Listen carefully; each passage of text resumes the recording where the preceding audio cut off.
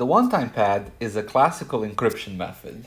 It was described by Frank Miller in 1882 as a method for encrypting telegrams. It was later rediscovered by Vernem and Molborn around 1918. And so the one-time pad was used in many important diplomatic and military communications, especially during Cold War espionage. And it's been reported that the hotline between Washington D.C. and Moscow, which used one-time pads for secure communication.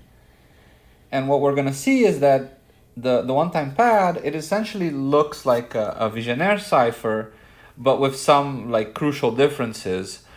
So instead of using like a short keyword repeatedly, there are two things. One is that the key will be random, so you want to generate the keyword at random.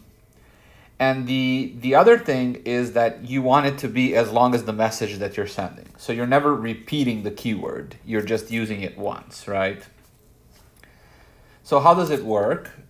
So or at least where's the security gonna come from? So the security of the one-time pad is based on two key ideas, like we said.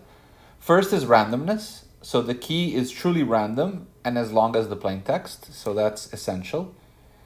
And the second part is why it's called one-time is that it's single use. So a key is never reused for more than one message. So let's describe how this works. So the idea is that again, you can think of if you're sending words, you can think as writing them as numbers, mod 26. And now if you're given a plain text, and let's say this is your first letter, your second, up to your n, and then you have a key, and the key has to be the exact same size as the plain text, then the encryption is just the encryption. You encrypt one by one, so each one of these symbols, you just add it with the corresponding key here. And to decrypt, you just subtract that key, right? And so again, the important conditions are that the key must be truly random and that this here has to be the same length as this over here. And so let's see an example. Let's say you want to send the plain text hello. So you convert it into number form.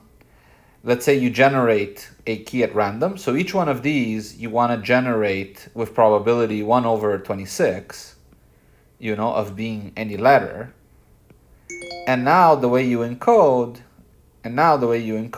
is you add these together, and then you take mod 26, and these are your new letters, let's say your ciphertext.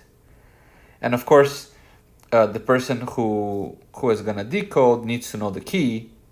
And so if they receive the ciphertext, since they know the key, they can just subtract. So from this, they can just subtract and obtain the message, right? And so the one-time pad is quite easy to compute. And its security, like we said, is going to depend on the key being random and used only once. And we're going to see actually that if you do that, this will actually be unbreakable. This will give you perfect security.